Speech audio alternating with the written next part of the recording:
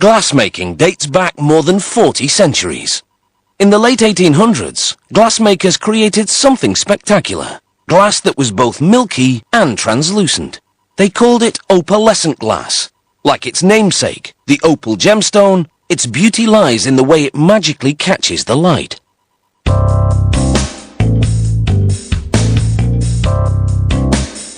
Opalescent glass is a semi-transparent glass accented with a solid colour, or a swirling mix of colours.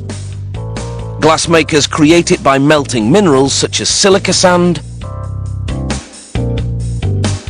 soda ash, dolomite, limestone, and fluorspar. Adding recycled glass helps speed up the melting process and stretches costly raw materials further. They colour the mix with pigments, in this case cobalt oxide, which gives a distinctive blue tint.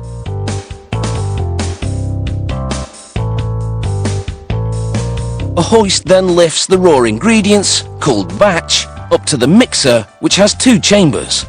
Ingredients flow from end to end between them, thoroughly blending the batch.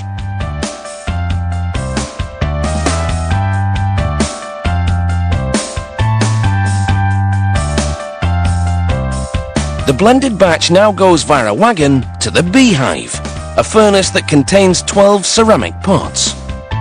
The furnace man shovels the batch into a pot to melt at a searing 1426 degrees Celsius. He pushes any spills back into the pot. Then, to control the temperature inside, closes up the pot's mouth.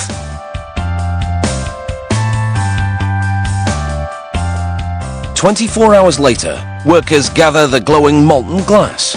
With only seconds to spare, they hurry to the mixing table, keeping the glass in motion to prevent it from cooling unevenly along the way.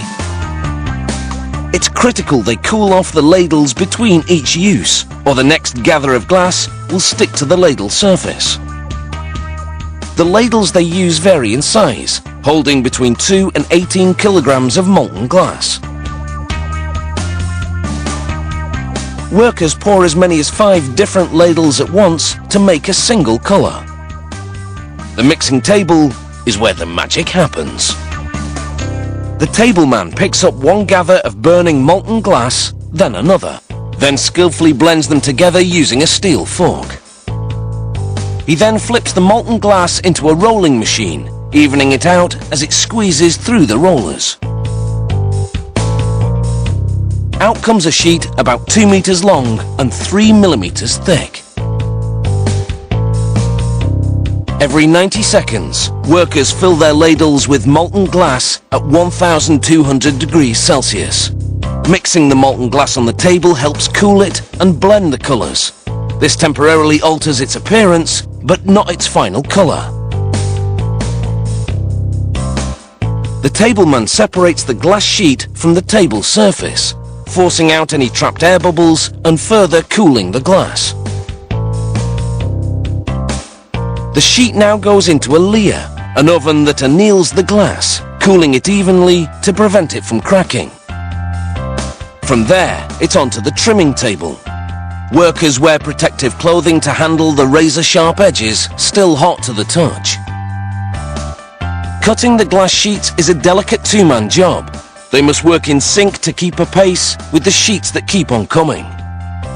A single pot produces about 25 sheets over 24 hours. That's 300 sheets a day from just one 12-pot furnace. Using a carbide-tipped cutter, the workers score the glass, then snap apart the pieces. Standard 81 centimeter square sheets.